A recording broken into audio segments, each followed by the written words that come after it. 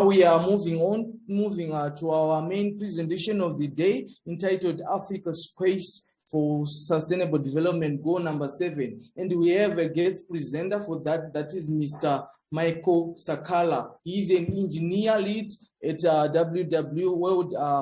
Worldwide Fund in Zambia, and he's going to take us through that presentation. Mr. Sakala, are you there?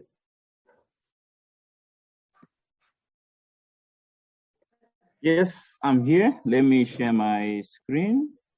Okay, so you can take the opportunity. The floor is yours. Okay. Are you able to see my screen? Yes, we are. All right, yeah. So thank you for the opportunity to be part of this platform. It's a good one.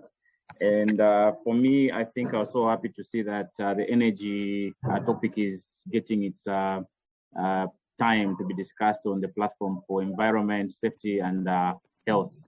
Yeah, so it's quite good to see how all these things are coming in together, especially when we start talking about the SDG7, which is quite important. Yeah, so thank you for the introduction. I work for the WWF Zambia office as the energy lead. So quite a lot of work we're doing in order to support SDG7. Precisely what we're doing to actually push that we have access to affordable, reliable, sustainable, and modern energy for all, which is not easy. I think we're going to see much of that information along the presentation. Yeah, so maybe for the sake of many people who don't know what this SDG7 is, you can see it on my cover page. You can see what that means. Then I put a small picture there. Of course, you cannot see all the SDGs there listed, but you know, the world sat and they decided to look at what things we can do collectively in order to combat especially climate change. So a lot of actions that need most African countries or the world at large to look at all those issues. I'm not sure if are you able to see the next screen? Yes. Yes, we can. Yes, okay, okay. I think the admin can take up the role of admitting people. I can see people still waiting. They're popping up on my page. Thank you. Okay, so what's the connection between ESH and Energy Talk? Yeah, so I took a leaf to look at the effects that we have now in the world. So if you look on my left, you can see what we're doing to nature. Nature is declining, so many things are happening. This time, the topic on climate change is not a myth like before. 10 years ago, 12 years ago, 15 years ago, if you tell someone there's climate change, it was just like a myth. There were some people looking at COVID as a myth. Yeah, so many things have been changing. We have the climate change now going up. I mean, the temperatures going up. We know about the Paris Agreement and the efforts that everyone wants to put in order to try to reduce the temperatures globally that are going up. Yeah, so we know what that now does to the world or to the earth, the environment, so many effects. Yeah, if we can see some statistics there, the populations of wildlife have declined to about 60% since 1970. We know the extinction numbers for some of the animal species, and that raises a lot of concerns and no worries. And I was also, something that caught my eye was the issue on the food. A third of the food that is produced in the world is wasted, lost or wasted. So we know there are hunger issues now, and we have a situation where some food is being lost. It's quite a very worrisome situation here. So that calls for a lot of solutions. So on my right, you can see some of the solutions that we need to work on. So we can see that we need to look at, of course, steps to maintain our biodiversity through our actions, the things that we do. So you can see at the bottom there, the aspect of renewable energy comes in. So the aspect of nature-based solutions should come in so that we start looking at the restoration of what has been lost, though we cannot recover all the things that we've lost. Okay. So next, what can we do? So we need to stop the unsustainable actions. The previous presentation was talking about carbon emissions. So we need to identify what things are affecting the world, the environment at large. Causing this unbalance in terms of the things that support nature. So as you can see, also there, scientists have looked at a lot of things that are impacting human, the planet, the human activities that we know. So these are damaging the natural world that we need to save. So we need to stop some things altogether, or we need to find new ways to do some things. So we're going to see some of those examples along the presentation. Yeah, then I have a video which I thought all of us can look at in order to just appreciate where we are and the effects of the activities that we're doing on biodiversity. So I hope the sound will come. Please confirm if you're able to get the sound, or I need to also share the sound.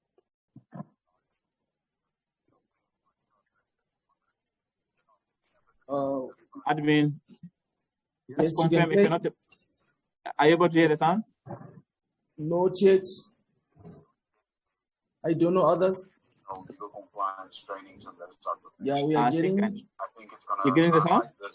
Yes, but not that clear. Okay. So yeah, whatever we've got on our side, we definitely will. If it's something that obviously you can specialize in, as the request that we obviously sent through to a few times with regards to your registration and all of that, we will definitely involve you, and vice versa. Yeah, please, if you have any other trainings or anything like that from that side, please give us a shout, and that's the only way that we can assist each other in these trying times. But yeah, please stay safe, please stay well on your side. Yeah, be safe in Maritzburg during. Well, I hope you stay safe during the riots. It wasn't that bad, but yeah, be sure to think of us, and we will do the same if something arises on that. But yeah, I understand exactly what you said. It is a bit depressed and a bit dry on this side as well. But we're trying to forge ahead as much as we can, but we will definitely be in communication. Thank you so much. Yeah, appreciate it, and regards to the family that time. Thanks. Bye.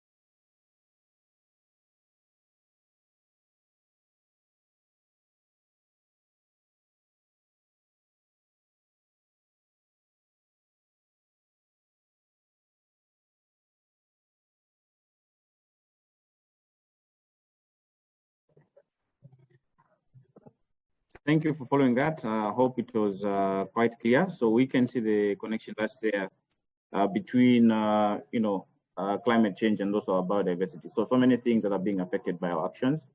So some things look okay, like, we saw in the presentation, driving a car sounds okay, sounds cool, but we saw the effects that are there. So we increase our carbon footprint. In the end, it affects nature, and we start losing some of, the species of animals and anything else that we have around in the biodiversity.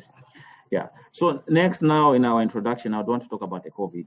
The COVID has been very disastrous, and we are quite affected most of us. We know what this has had on our freedom and also on the loss of most of our lives, families, colleagues, and everybody else.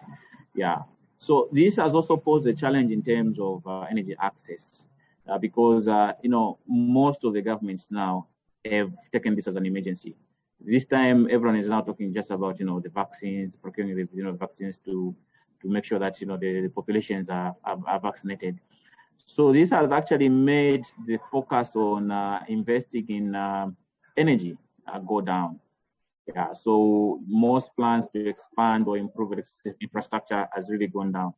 Yeah, so all these plans that have been there to make sure that things are progressing in terms of decentralization solutions like solar home systems, the mini grids, they faced operational and financial challenges because of the pandemic. Yeah, so this is why when we look at SDG7 plans, we need to re-strategize and see how we can work around the challenges that we're facing. Okay. Yeah, the climate change now. We've just talked about it in a few words. I think even in the video, there was a mention of what the climate change is. I think it's quite clear from the pictures that we are experiencing these things. So if I have to activate my pointer, I would just want to highlight two extremes that we face in Africa, maybe three from here. So if you can see my pointer on the floods, we have extremes. Right now in Nigeria, they're experiencing floods. In some other areas, we will hear that experiencing droughts, as we can see here. I cannot recall which country, but this week already, we know one country is facing droughts. Maybe Nigeria, mixing up.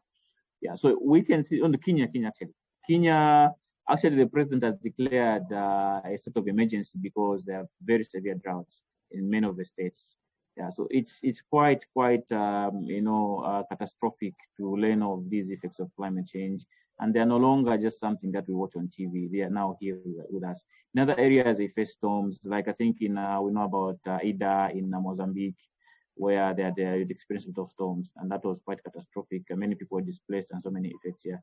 Fires, maybe not much in Africa, but we know the notorious areas like in Australia where they face a lot of these things here. Now, talking about energy and the climate change, like the case for Zambia and Zimbabwe, we are very cognizant of the fact that in the recent years, we experienced droughts that affected hydropower generation, because our power status, we're heavily reliant on hydropower and also non-renewable such as coal and oil. So, the moment you have an effect, especially on hydro, then it affects the whole picture, the power capacity that we should have to meet our energy demands. And that becomes a very big problem. Yeah, then we have what is called energy poverty in rural areas. So, we have these sparsely populated areas in the rural areas, that the population density is quite, low. So you have a few people in a very big space. So that now affects the access to power. So if you can see from my figure there, let's say we look at the population without access to clean cooking. You can see how bad it is in Africa. That green shade shows that over maybe 10 million people do not have access to cooking. In Zambia already, we are about 18 million people. So you can imagine that the 18 million people, out of 18 million people, over 10 million people cannot have access. And this shows because just Zambia alone, dependence on biomass is 70%. So that actually correlates very well, it connects very well to the statistics that we're talking about here. Yeah, in 2015, only 25 million people had gained access to clean cooking in the entire sub-Saharan region, which is very bad. And the overall number that we have is 660 million people still do not have access to power. So it's quite a situation that is not supporting the SDG7 that we're trying to discuss here. Look at, I'm so sorry, my slides are slow to move.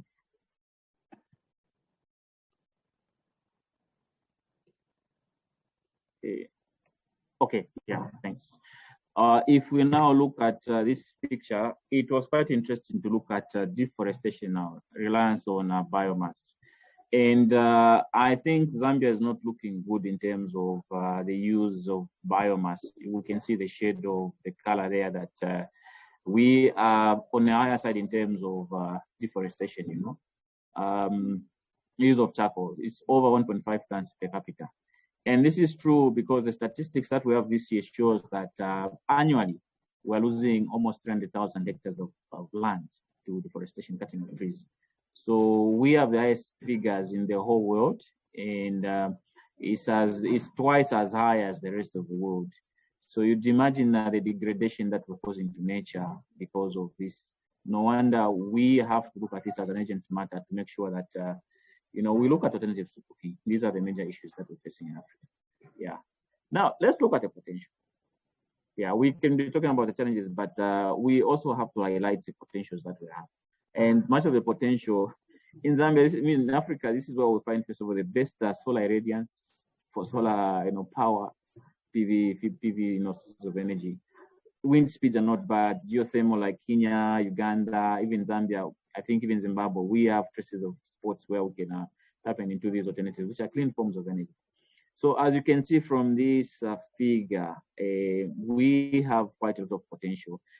And the idea for this figure is to highlight that if we target planned energy scenario from 2017 to 2050, we can move away from the non-renewable sources of energy that we're using. So you can see the shade there, the gray one, charcoal gray color, that we are still quite unsustainable. And this is linked to the carbon footprint or emissions that we have contributing to the climate change and the global warming. So the scenario that is desired is that by 2050, we should balance up, especially with solar PV, as you can see by the yellow shade that we're seeing there, and also the blue. Of course, we also want to reduce on hydropower because hydropower also promotes construction of many dams, and dams affect the free flowing of the rivers, and that becomes a problem because we now change the way people live their lives downstream if we construct so many dams. So we affect people in the rural areas in terms of fishing and agriculture and other things that they do. Okay, so we need to explore a lot of potential, pumped storage, power plants, hybrid systems. All these are potentially available. Of course, I'll talk about the challenges that we should focus on in order to realize all these plans that we're setting in Africa, and in order for us to increase access to electricity. Yeah, then I was also quite impressed with this diagram. It highlights now where we are, the past 10 years. So where are we in terms of access in Africa? So quite a lot of scenarios. Apologies, I'm outside, so there's a vehicle passing. Yeah, so we can see that in 2021, related to the COVID situation I mentioned, we've had so many effects on our access to energy. Just a few projects actually were done in the whole Africa. So it's quite an alarming situation. So if you can see for 2021, we all have, I think, hydropower projects and a bit of solar, and I think a bit of wind projects that were done. So not much, I think, has been done in this year so far, as you can see. And the SDG goal or target for this year was, I think, 3%. In 2019, it was 3%, and we've only done about 1.4%. So quite a lot of work which we still need to do in order to increase the rate, which still leaves so many Africans without access to energy. Yeah, so this one just amplifies the same. It now shows the figures in 2021. So a net of 2,689 megawatts of on-grid capacity was added. Gas accounted for 1,307 megawatts, followed by coal, 800 megawatts.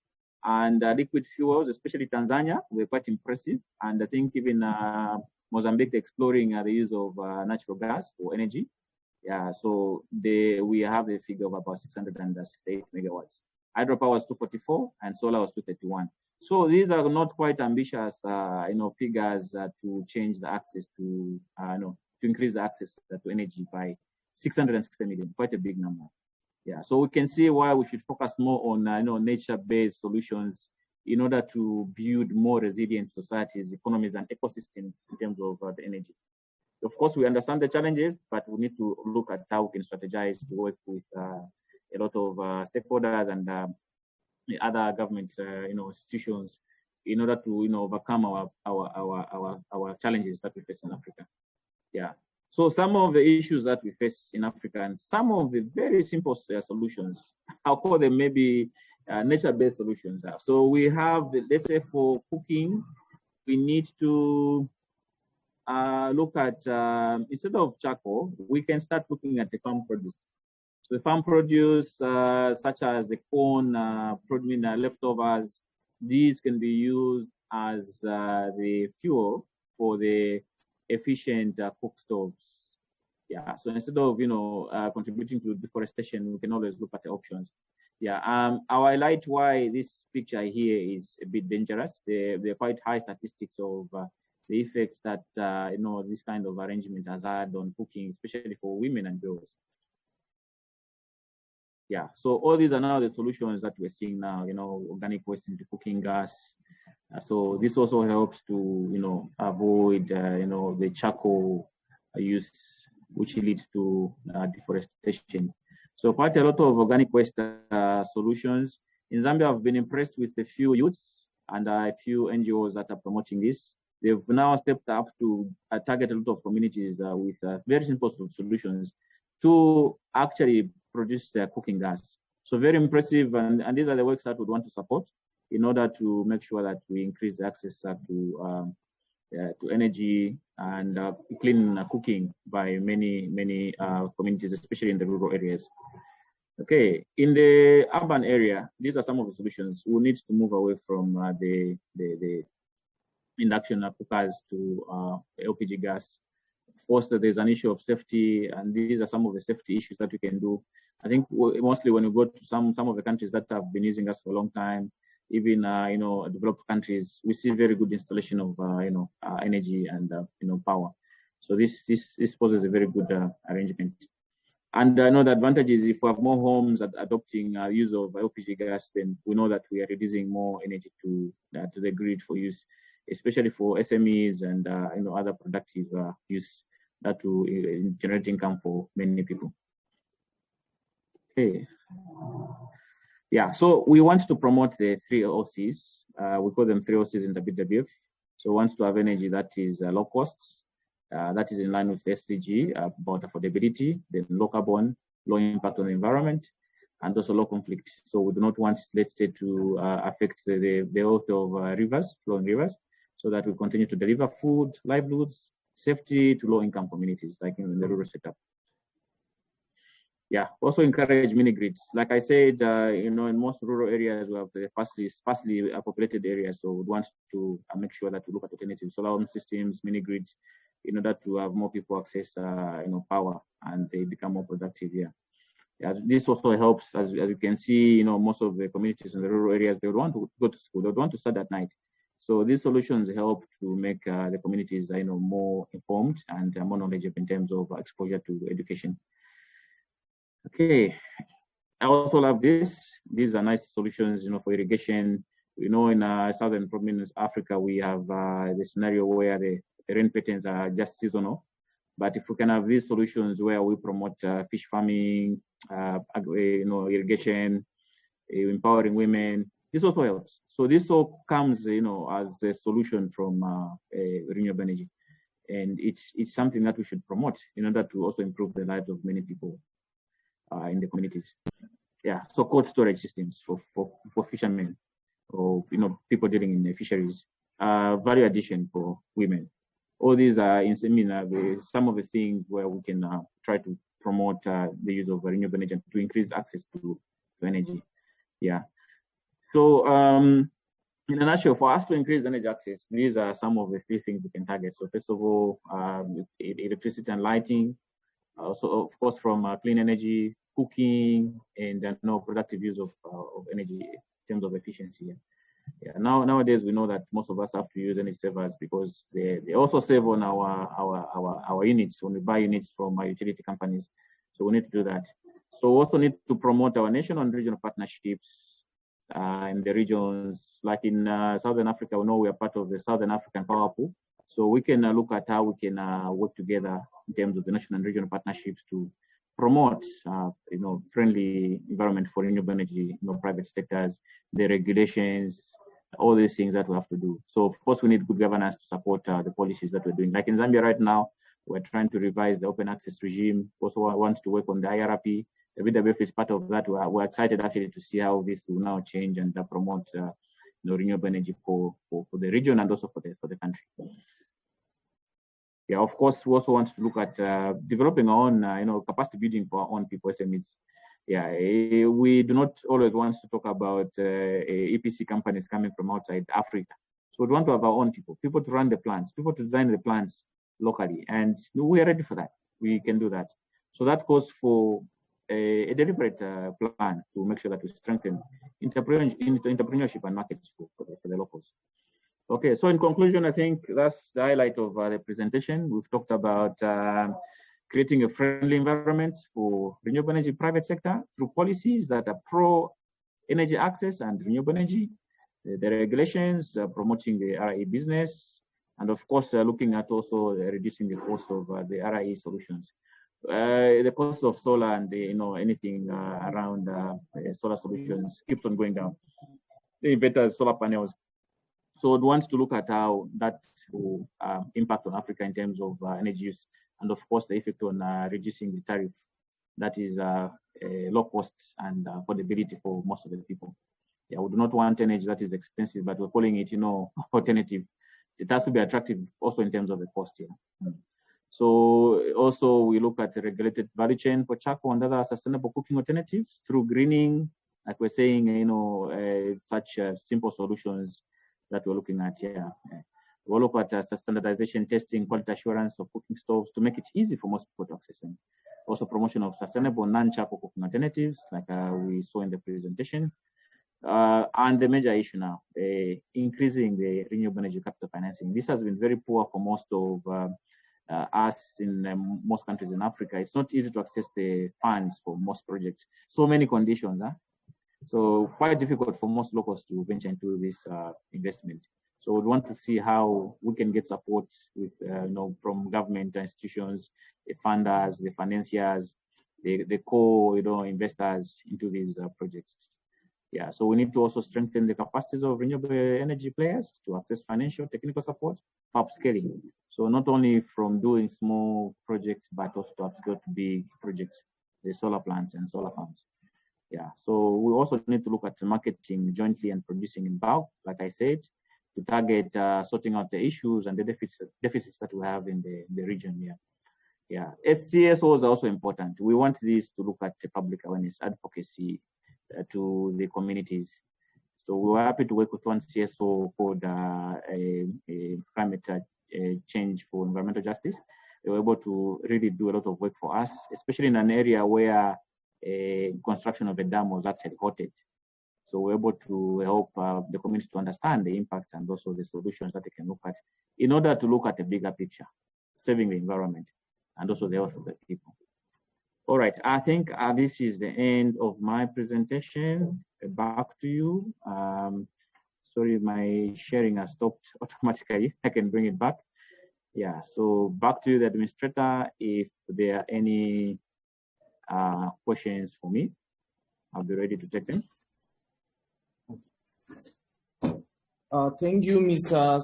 Sakala, for that insightful presentation.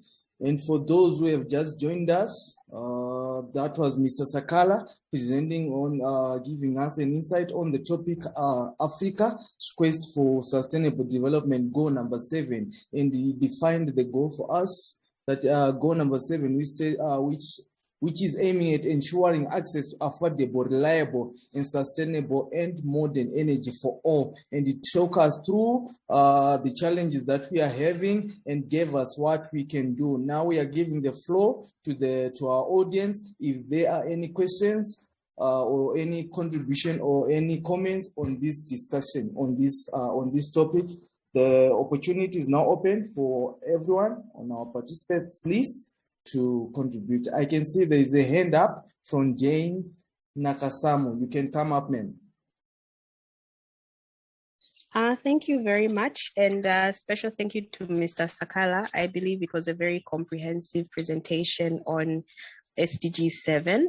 My question ties in with the previous presentation as well, because I think the previous presentation on the carbon footprint brought in the effects of cars, or rather the transportation sector, on the environment and climate change in general.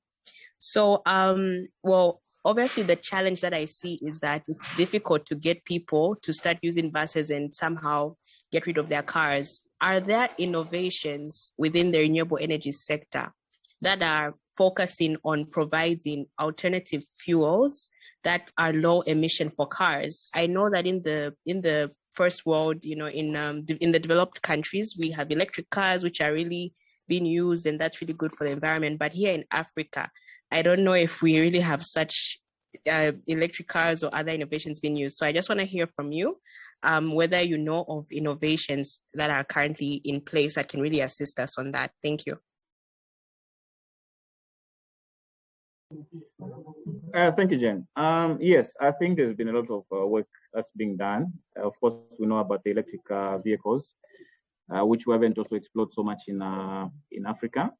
But we've seen, I think, Ghana, Uganda, and some more countries are trying to look at those solutions.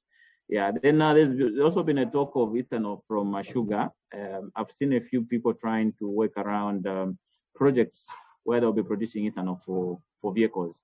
Yeah, so I think there's some steps or some efforts which are yet to be implemented, or is it coming to fruition? Yeah, but like we're saying, we can always start with something that's available, especially electric cars, electric vehicles. So maybe we need to know the challenges why we are not yet at that level in most of the countries in Africa with utilizing, electric, vehicles. Because, developed countries are already setting targets. They're saying maybe by 2050, they need to stop the use of, fuel-propelled engines, vehicles. Yeah, so yeah, there's effort, but we're slow. Like we're saying, we're still slow with most of the solutions that we can look at to move away from fossil fuels. Okay, thank you. I guess Jane has been answered. Thank you, Mr. Sakala, for highlighting that. And I would also like to add on, Mr. Sakala highlighted that we need to get an insight of what are the challenges that are stopping us from transitioning into electric cars. My thinking is that one of the challenges is affordability in Africa, and the other one is infrastructure. And I think those are the things that need to be addressed so that we can move into the use of electric cars. I see there's another hand up from Sandy from Glovo. You can come up. The opportunity is yours. Hi, you can call me MC. My name is Juan Mukires, the weight of the nation. My question, right, is on this. Like, okay, let me just give just a teeny background. I make building materials from waste, and I've prototyped a solar roof tile and a solar roof sheet with the whole aim of Africa is over 600 million people that don't have access to electricity. So our vision is to help get those people to have affordable renewable energy. And instead of going the big grid system, it's basically turning access to electricity like access to a cell phone, right? That's the goal that we're going through. But that aside, my question is, how can a small innovator, a small entrepreneur such as myself in Zimbabwe be able to access funding to help scale up my little innovation? Does it make sense? Yes, it does. Thank you, Mr. Glovo, for that one. Okay, there is an initiative by ILO. I don't have much information about that, but there is a Green Enterprise Initiative that has been launched by ILO, and their main goal is to assist entrepreneurs and enterprises and innovations such as yours, and it's quite an impressive innovation, and I would like to encourage it. And so I think you can make a research on the green enterprise guys and see what they are doing. And I've heard there are certain prizes that are given to entrepreneurs. There are certain prizes that are being given to innovations such as yours. So that's what I know. I don't know if there is anyone else who might want to help Mr. Ndlovu. There is a hand from Mr. Zani. You can come up, sir. Thank you so much, Teach. I also know the innovation hubs from tertiary institutes. I think there are now 7 in Zimbabwe. I think I know of University of Zimbabwe. There is also some, I think it's Midland State University. I think there's 7. I think you can engage. I don't know more information about them, but I think you can engage them. They might assist. Can I say something? Yes, sir. I'm signed up with the Midland State University Innovation. I was actually one of their very first, right? Sad to say, the rollout seems, I've had way more personal progress alone, because when I first did my first plastic product using waste and my first countertop using waste glass, I went to them, right? But they are more on trying to get academic papers rather than getting an actual product that we can push towards the market. And I've been struggling with them. Whereas I've signed up with them because they got a new director. I did everything that they requested. Then they said, I will find you a mentor that can help you. And it's been 6 months now. Still haven't gotten anything from them. That's with MSU. I actually am I came out innovation with ILO. I came out just before the lockdown 2019. I became what you call this thing? I was second runner-up for the most innovative product for their green enterprise. But now what I'm looking for now in terms of scaling up is I'm looking for VC funding to help increase the production so that it can become commercially viable, because I've done the basic groundwork of laying and getting to where I am, and I've done it, but now it's now more on getting VC funding for this, right? So that it can be able to be grown and scaled up to a greater magnitude. Because 2,500 or 5,000 is kind of child's play. We have to be talking of something, investments in the regions of 30 to 100,000. Does it make sense what I'm saying? Mm-hmm. Okay, thank you. I can see there's a hand from Incent Njanji. You can come up. Incent Njanji, the opportunity to yours. Hello, how are you? Thank you so much for the opportunity to. I just wanted to assist my brother Sindazwe. Mm-hmm. There's a part that I didn't get well about his organization. His organization is registered as a what? Is it registered as just a company or an NGO or something like that? Because from my experience, a number of organizations out there willing to help such organizations for example, these ones, they believe in group work. So it can be so helpful to register your organization as an NGO, those PVOs, private voluntary organizations. Then after doing that, right, unfortunately, the process is a little bit long. And apart from being long, you also go through a number of, background checks, etc. from government departments, like police, CIO, etc. Then after that, when these guys are done, you are now having your PVO. This PVO can easily access, funding from the following organizations. You check, there's an organization, there's a website called Fund My Project. There's another website called Funds for NGOs. There's another organization or website called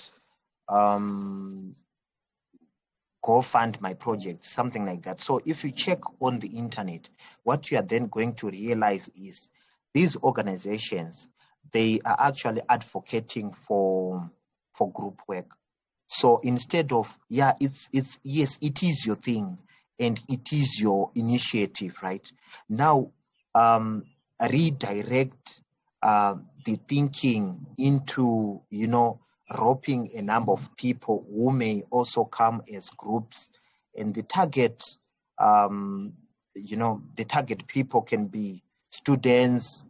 You go into universities, you go into high schools, etc. Then you group them. After grouping them, you come up with a number of groups. Then you look for funding. You can get easy funding from those websites or organizations. Thank you. Okay, thank you. We're a private company that I registered under PVT, but thank you for this information. No, you are welcome. Thank you, Mr. Njanji, for sharing that information. I guess everyone has learned a lot from this, and I guess Mr. Ndlovu, you have been helped. It was also highlighted by Jane that it's quite a challenge for such innovations to grow because of funding. However, Mr. Njanji came up with a solution and came out and shared some information on how we can combat that. There's another hand from Mr. Piri. You can come up. Yeah, thank you so much. My question goes to Mr. Sakala. It has been my observation that most of the big renewable projects are done by international EPCs. Now my question is there anything that is being done to ensure that even the local EPCs benefit from these renewable projects? Okay. Good question, Mr. Piri. Can I proceed? Okay. Sure. Yeah, thanks. Yeah, thank you. I think that was highlighted in the presentation. First of all, we need to look at many factors that we should put in place. First of all, capacity building for local entrepreneurs. Of course, we do not want to, start projects where people are inexperienced. These are projects that involve huge investments in millions of dollars. Yeah, so I think it's something that we can deliberately look at, especially with all the involved parties from the government and investors and project owners, to look at how we can trust our own people. Yes, we know that most of the times we do not have the faith somehow in our own local EPC, companies. But it's high time we looked at that stage, first of all, to look at how we're also placing ourselves strategically to be ready to work as EPC companies. Locally, I know a few companies that were involved in the two big solar plants we have so far, the Bangolo and Dangonia in Zambia. And looking forward, we need to look at what else they can do now to independently work on big projects. So this is a decision I think that lies with a lot of many stakeholders involved in projects, from the government, from the way we do the procurement and choose the EPC companies, to look at the local companies that can do it. Yeah, on a small scale, we know that people are able to do much of the work, a rooftop, small sized solar plants. But in the future, upscaling should be something that's not so difficult with guidance. So we should be able to work towards developing our own people, so that in the future we sort out on our own problems. So we know we are the ones in Africa with more people without access to electricity. So it's our problem, and we should be part of the solutions to make sure that we drive these changes. Thank you, Mr. Sakala. I guess, Mr. Piri, you have been answered. Can you confirm? Yes, it has been answered. Okay, thank you. Thank you, Mr. Sakala, for highlighting that. Is there anyone else from the audience with a question, contribution, or addition to the discussion, to this discussion? I don't know if Mr. Grove, we have another question, and Mr. Njanji, or you forgot to lower your hand. We forgot to lower our hands. It's fine. Okay. Okay, the opportunity is still open for others who might want to ask questions, add something, or contribute to this session. From our audience, anyone else? Let me quickly check our chat, see if we have any other. Okay, there is nothing.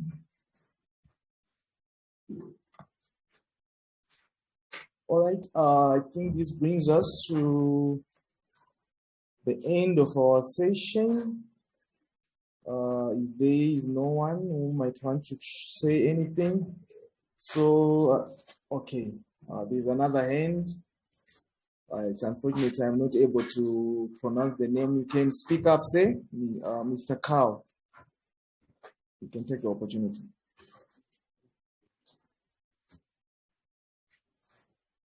Mr. Cow Sakapaji, you can come up, say. I can see your hand is up and your mic is on. Maybe there's a technical glitch there. I see Innocent, your hand is up again. You can take the opportunity as Mr. Cow is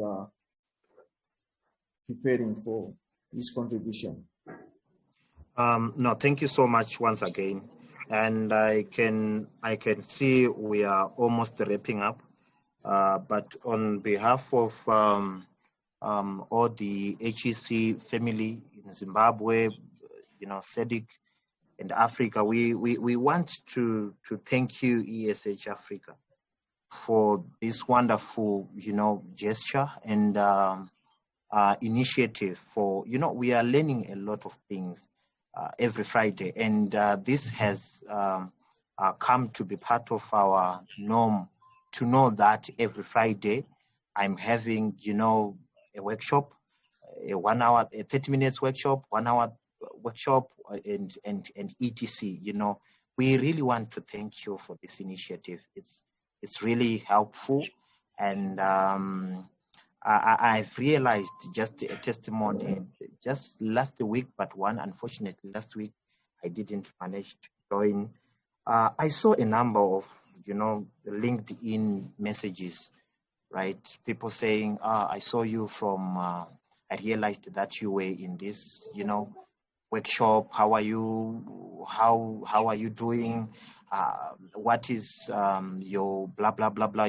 We started talking, and this is how we develop our foundation, we develop our, our communities, and knowledge at the end of the day. So we thank you for this beautiful and wonderful gesture. Okay, thank you, Mr. Njanji, for that feedback. And it is also our motto that we aim to promote, to educate, and improve. And we are quite happy to get that feedback. That's our goal is being achieved. Thank you for that feedback. And I would like to think that everyone is having the same experience. Thank you for that. Mr. Cow, you had your hand up. Can you come up, sir? You can take the opportunity.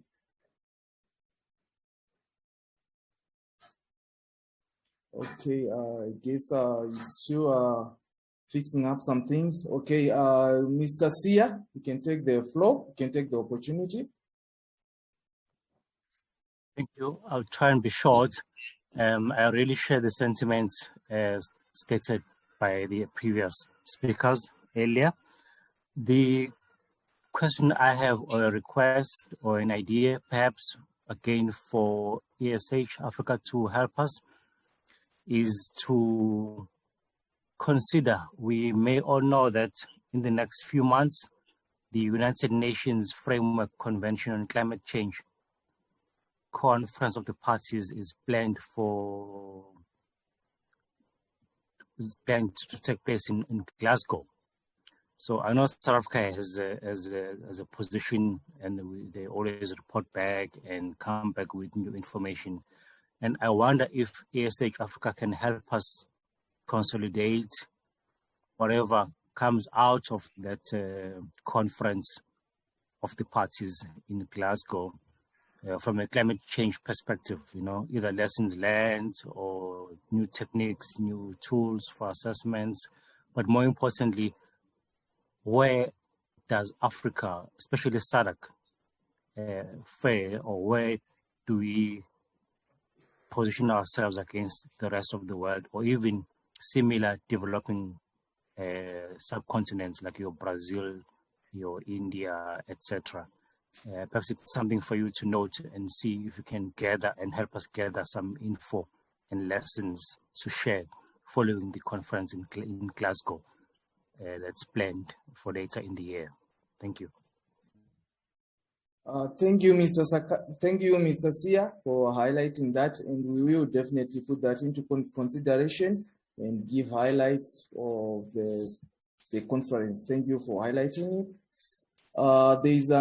There was a hand from Bennett. I guess he has been disconnected, and Mr. Cow has given us a comment from the chat section. Unfortunately, he's having a microphone issue, but his question was that are there simple solutions for energy in one location?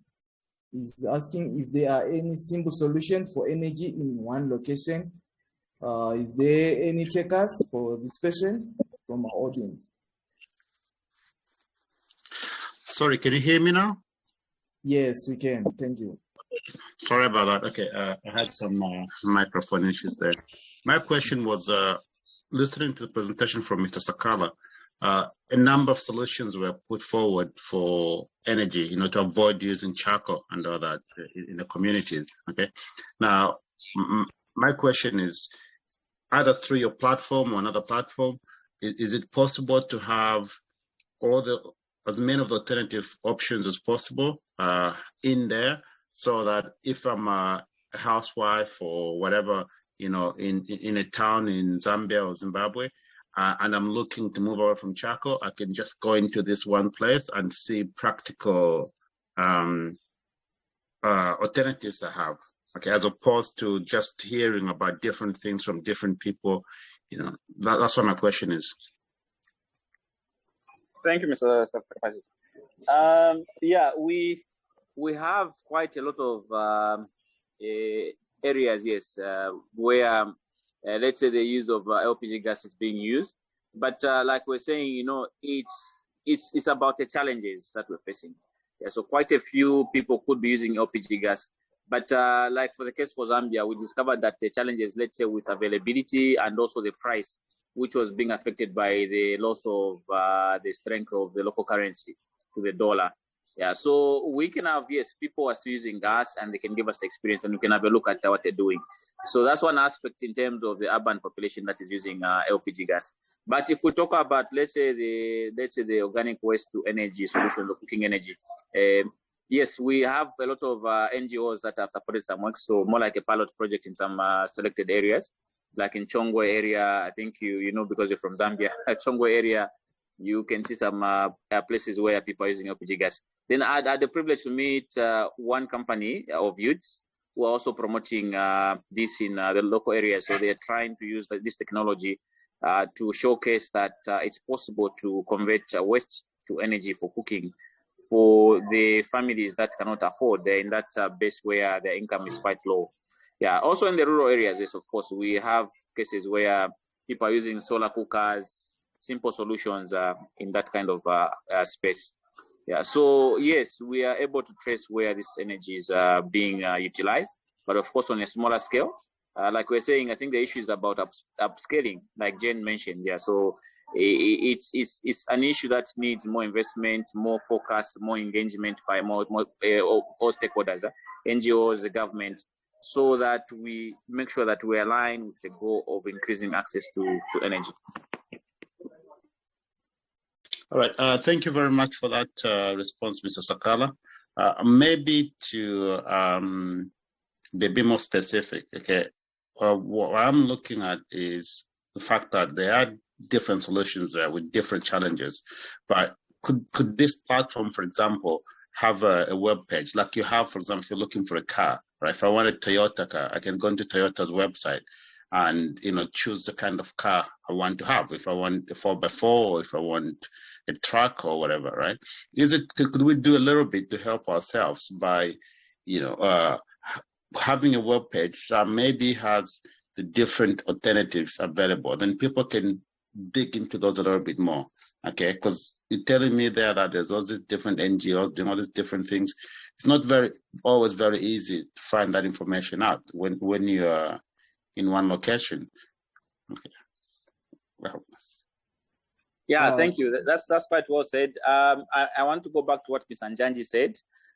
That's why we need platforms like this one, the ESH platform, where we discuss issues.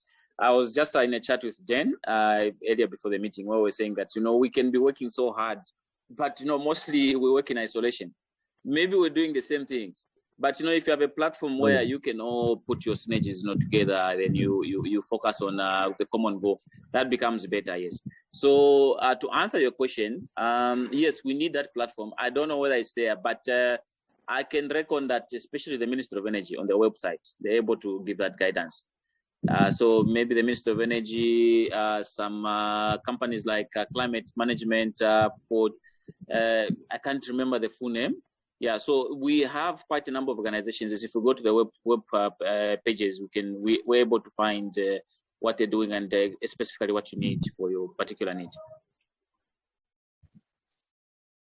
Thank you. Thank you, Mr. Sakala. Thank you, Mr. Piri. Sorry, I forgot the name. For highlight. Yes, thank you, Mr. Kapaji, for highlighting that.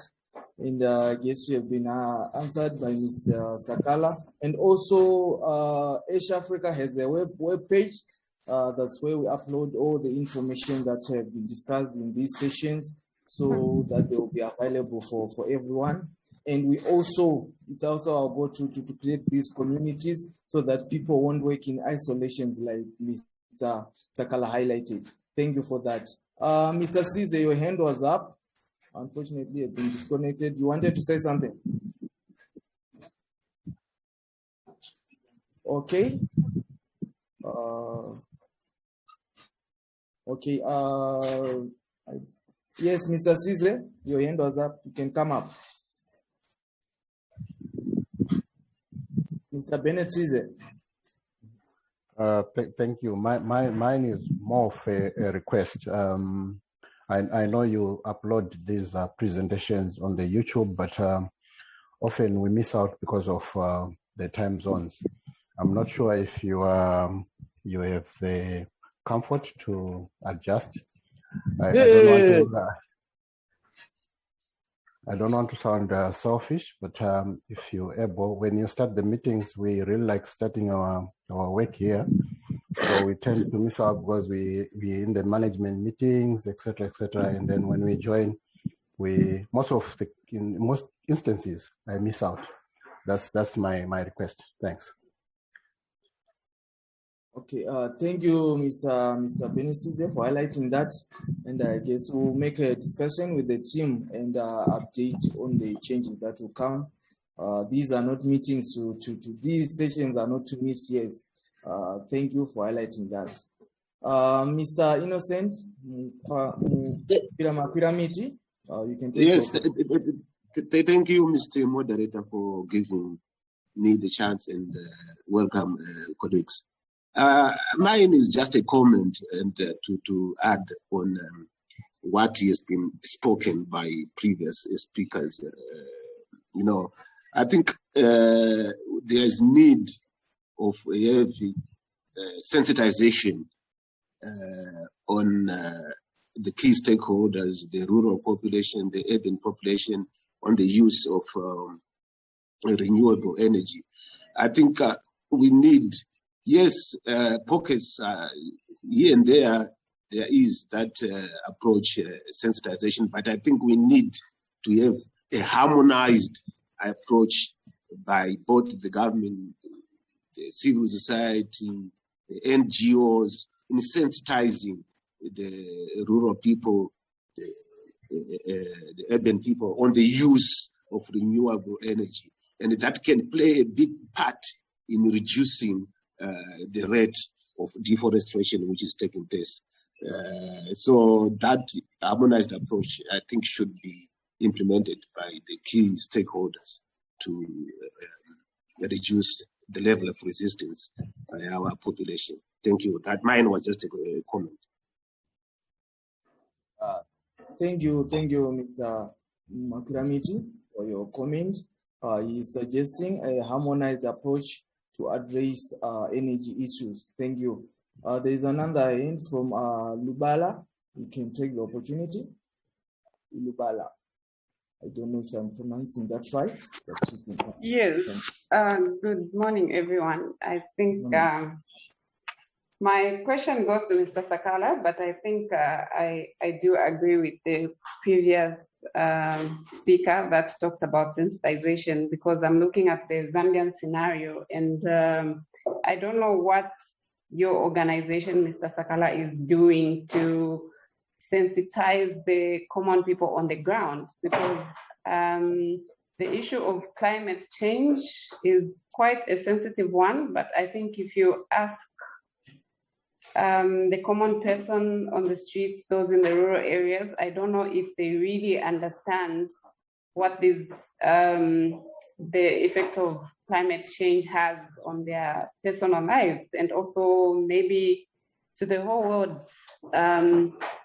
by and large. So I don't know what you have done in Zambia on the ground to literally educate people about what this climate change is all about and how it affects them, and which brings in the incorporation of renewable energy. How do you think they understand this? Because I know in Zambia, we are trying to incorporate or to move away from the hydroelectricity power to probably using the solar systems. But how many people do understand how that affects their lives, or how they can actually be involved? Because when people are not involved, it means they won't necessarily take it serious. So how are you involving people in these strategies that you're coming up with? Thank you very much, Madam. Yeah, quite a lot of work that we're doing. We would want to be practical. Like someone says that we do not want to just have a lot of workshops and meetings talking about something. So it's also good to go for action. So what we've done, first of all, is earlier this year, we had engaged a civil society organization called Center for Environmental Justice. Yeah, so we had targeted the project that we had hosted in Luangwa district in Zambia, Eastern Province. So there was a plan to build a dam at Devu Dam, yes. That was going to affect the Luangwa River. So people looked at the effects. I think even the results from the feasibility study was quite negative on the impacts that was going to be on the environment here. So it's one thing to tell someone stop, then you do not offer solutions. So we looked at offering the solutions by making sure that we send people to go and look at sensitization. When people see such a huge project coming up, they right away think about job creation, poverty reduction, and all those things. So we engaged this CSO to go and look at the sensitization of the work. So we have a nice report that they brought back. And it's quite good that, people now, even in the villages, they know about renewable energy. A very practical scenario. A few years ago, people were using kerosene lamps in the homes. But right now, we cannot even see candles. What are people now using? They're using more like it's air systems. They have solar lamps now, which are quite all over. And we're happy to see that we have some organizations now selling these on a very, very minimal fee, which they pay maybe monthly through mobile money on a pay-as-you-go services. So it's good to see that even people in the rural areas, they've migrated to understand the climate change and also how they can adopt the use of renewable energy products such as this. So going forward, we would want to have more sensitization to look at how this message can reach more people. Already, I think next month we have a program called the Environmental Dialogue Program. It's going to be a workshop for the whole week, where we're targeting to, of course, do more documentaries, and also to have more people to exhibit the works they're doing. I think some of the people who've joined this meeting know already about that, and we invited them to participate so they can showcase what they're doing. All of us can now start telling each other, this is what we're doing. We need collaboration. We need partnership. That way now we're going to answer to a lot of challenges we're facing in our societies, so that we increase the access to energy. Yes, of course, this might be on a smaller scale, but our hope is that in the coming years we can get, let's say, more funding and more projects to target, let's say, involvement and engagement in projects such as the mini grids, construction. What this means is, especially for the rural areas, they're able to run more businesses. They're able to have food processing for their products locally, so that we empower people to look at even poverty reduction, and also to increase the access to electricity, like we're saying. Hope I've answered your question. Thank you, Mr. Sakala, and that was a good point from Iluba, and a good response from Mr. Sakala. And I would like to add on to the point that was raised. It was also highlighted from our spotlight that we need to share this information about climate change, about energy issues with our networks, with our people at home and everyone, so that they will know these issues and how they can be managed. Thank you. I can see Innocent Janji, your hand is up. Just confirming if you had forgotten to lower it down. Innocent Janji. Okay, I guess you just forgot to lower it down. Okay, thank you. Is there anyone else with another comment, question, or contribution? Okay, let me check the comment section. Okay, there is a comment from Raymond. He's saying, how can our nations in Africa create a practical linkage between SDG7 and the following variables? Number one, affordable or cost-effective alternatives in rural areas that experience high deforestation due to farming and charcoal burning. Number two, deliberate projects with schools or university to translate technology to fit local communities. And number three, enforce laws that govern reforestation vis-a-vis property rights. I will direct this to our audience and our guest presenter. This question from Raymond. I don't know if everyone has understood, or I should read it again. Yes. Yeah, I think it's clear for me. Like we're saying, yes, it's about creating a situation for affordability, like we're saying. Yeah? We do not want to introduce the technology that in the end is expensive for most of the people. So that calls for local stakeholders to look at how they can take the price down. You know, the challenge that is there with renewable energy is the capital investment startup is always high. So this is where now we need more stakeholders to look at what they can do. On average, let's say if someone wants to put solar on their rooftop, it's not cheap. But if we can have a situation where we have maybe community programs funded and they look at the return on investment in a systematic way, that becomes better because it helps the communities to look at how they can work together in terms of affordability, of course, and also access to power. Then I like the fact that Mr. Raymond has touched so much on high deforestation rates. Yes, there's a need for governments to look at deliberate ways to stop this. Yeah, we have a lot of farm produce and you know the waste that's come from farming. These might be used as an alternative instead of charcoal burning, which is quite bad in Africa. Yeah, so it will be quite prudent that we look at deliberate efforts to stop this.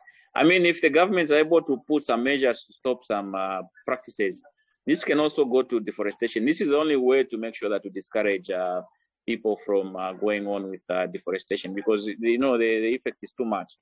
Yeah. Then on the second question, which talks about deliberate projects with schools or universities, yeah, we need to change our curriculum.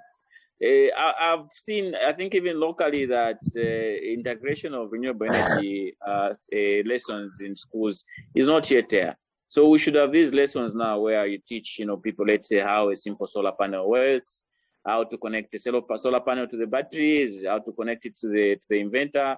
These are very simple things that people can still appreciate from a young age. And of course, we look at applications, let's say, for robotics, for powering, a few things that students are doing. That will help with the focus on, especially robotics and the future of the things that we want to look at. Yeah, we are happy to see that most of these, let's say, traffic lights in Africa, they are now being powered by solar. But we need a lot of such many places that should be working independently on renewable energy. So that goes to the kind of, let's say, projects we've been giving to especially university students and college students. What are they doing? What topics are they doing as year-end projects? So we need to deliberate now, start focusing our energies on such things. Yes. So I think I've answered part of the third question on enforcing laws. Yeah, I think we need the intervention of the government to make sure that the efforts that NGOs and other CSOs are advocating for to curb the deforestation activities. They should enforce the laws now to make sure that this is done. Reforestation is quite slow. Cutting down of the trees is fast, but planting them is quite a very slow process, and it takes time for trees to grow. So there's need, I think, for most of the stakeholders to make sure that we work together towards this goal of curbing the undesirable activities. Thank you, Mr. Sakala, for your response. And I guess part of the response responded to one of the questions and comments that came from our comment and section from Vani Queen, saying that for the future generation, although we need to start now to make a difference, but educational institutions putting the SDG7, climate change, energy, etc. in educational curriculum to ensure the future generation are well educated and well informed of these. And I guess Mr. Sakala touched on that when he highlighted that most of the schools, most of the institutions, they are not integrating these issues into their curriculum. None of them have had an opportunity to speak about renewable energy and other issues. I don't know if Vani have been answered on that one, just to confirm. Yes, I have. Thank you. Okay, thank you. There was another highlight. The Mr. Makiramiti, your hand is up. You can come up. Yeah, okay. I'm using my phone, so it was difficult for me to type. But I just want some bit of advice here. I'm not fundi on these issues related to climate change, but from my readings, I've read that livestock itself, your cattle, your sheep, your pigs, and what have you, contribute quite a lot in gas emissions, which then leads to climate change. Now, what can be done to reduce the gas emissions from the livestock sector, your cattle, your sheep? Is it that we all go vegetarian? I don't know. But on the other hand, you find that the rural folk depend heavily on the cattle, on the sheep, and whatever for their survival. But at the same time, they are contributing a lot to issues related to climate change. What can be done? I know there's need of a balancing act, but what can be done to come up with that balancing act? I'm just posing it to you experts for your advice. Thank you. Thank you. Mr. Makuramiti is saying livestock play a big part in gas emissions, and he's asking and he's posing a question to the audience to say what can be done to reduce and to address this issue. I guess Mr. Ruzani, you want to take that? You can come up. Yes, thank you so much, Teach. I want I once went through the spotlight on that. I think I'll repeat on it again. Usually, for us to reduce these carbon emissions or to reduce the carbon footprint, which really leads to climate change, we should eat less meat. It's better maybe to focus on vegetarian diets rather than meat. Generally, it's very true. Cows themselves also give off methane emissions within the atmosphere. And generally, the keeping, feeding, and watering, and also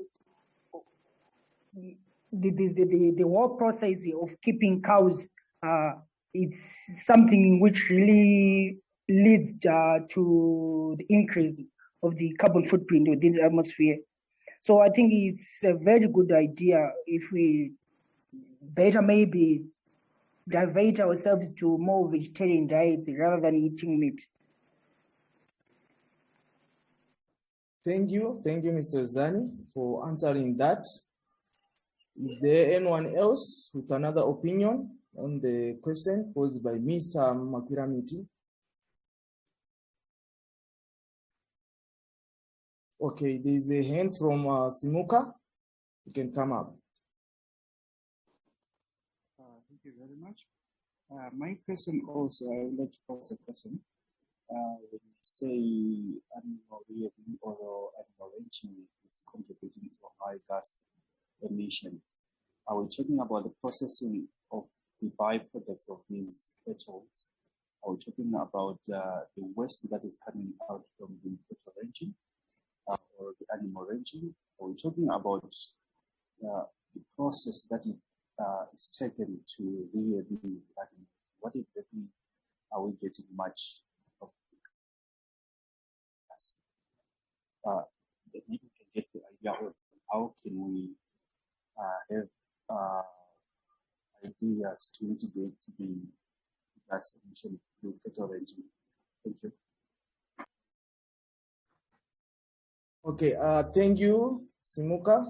It's unfortunate we are not that audible, but I'll just say what I pick up from your question. He's seeking clarification. It has been highlighted that livestock play a big part in gas emission, but he is asking where exactly is the gas being emitted? Is it from the cow themselves, or is it from the process of keeping the cows, or is it from the production of their feeding, or is it from anything? I think it needs clarification to see where exactly we can address this issue to combat the issue of gas emission. Is there anyone who might want to take on that question from Simuka?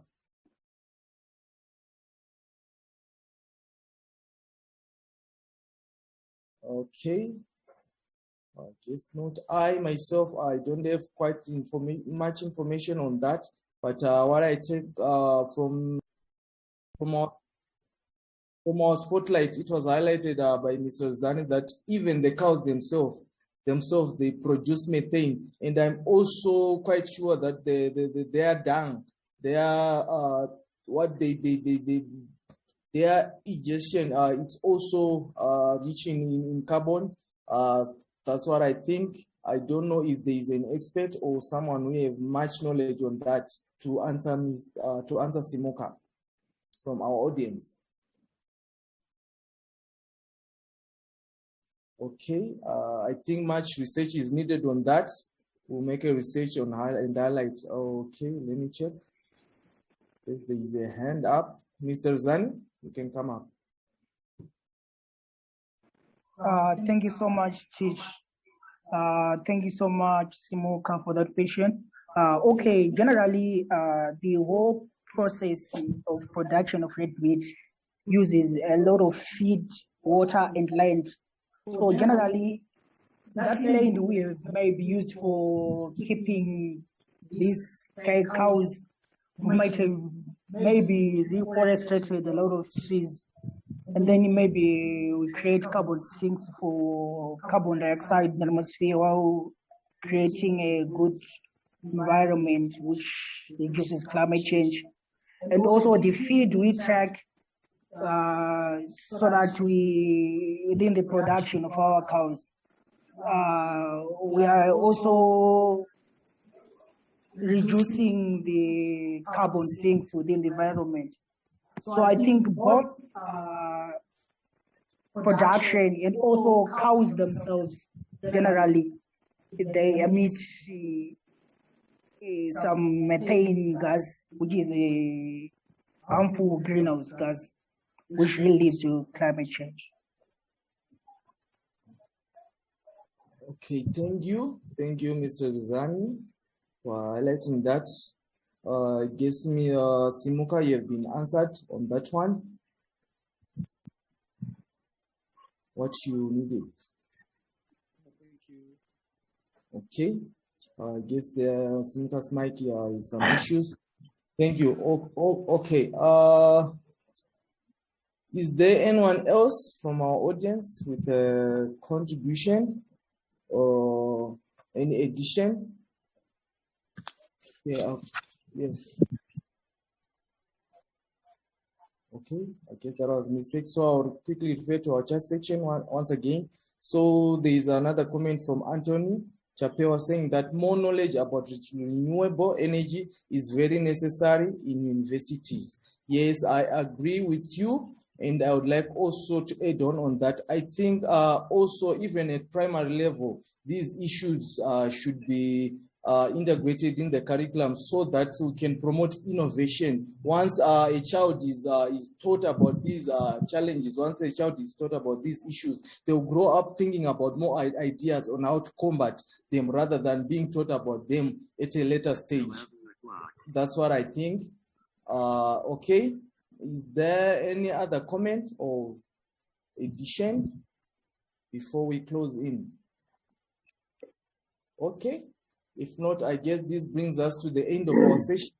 And I would like to thank our guest presenter, Mr. Michael Sakala, and all those that have taken part in this discussion and all the contribution that we have had and the information that was shared in here. And I would like to believe it is going to help everyone one way or another and help us at any level to combat the issues of climate change and the issues that are the challenges that we are having towards the achievement of sustainable goal number 7. Before I close in and move into our into the next thing, I would like to give this opportunity to Mr. Sakala if you have any remarks before I move on for the audience.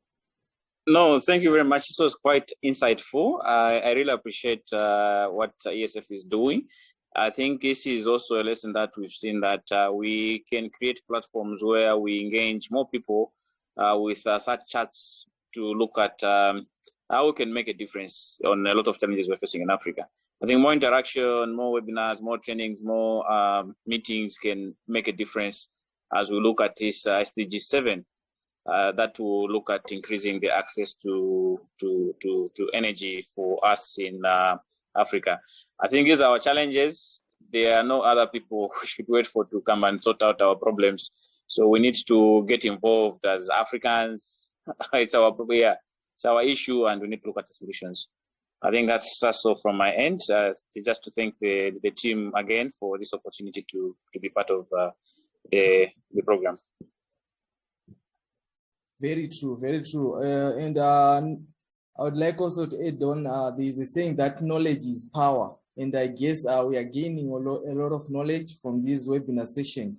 Thank you, Mr. Sakala, for your feedback. Okay, this brings us to the end of our session. And before I announce about the next session, I would like to highlight that these webinar sessions, they are open for everyone. If you have any topic that you might want to address, you can contact us on the numbers that are displayed on the screen so that we can discuss and schedule a session for you that can be discussed on these SE lounges. And for our next session, that is on 24 September, next week, Friday, we are going to have Mr. McDonald James presenting on the topic understanding deforestation in Zimbabwe.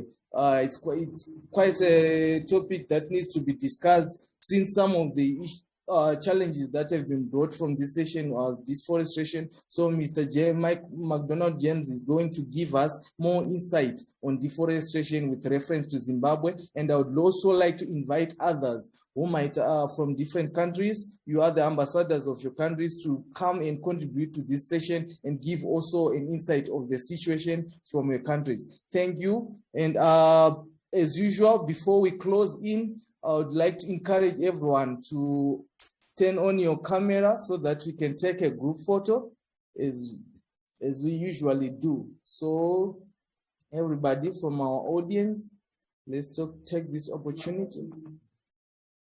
Let's take this opportunity to turn our cameras so that we can take a group photo. Okay, in 5 seconds, say cheese, everyone.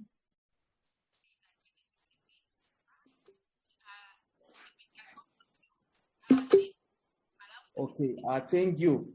This is the end of our session. Thanks everyone. Thank you everyone that participated, and see you next time. Now we are giving the opportunity for everyone to just mingle. Since we are from different countries, you can meet and mingle for just 5 minutes before we end the session. Thank you everyone. Have a great day and have a great weekend.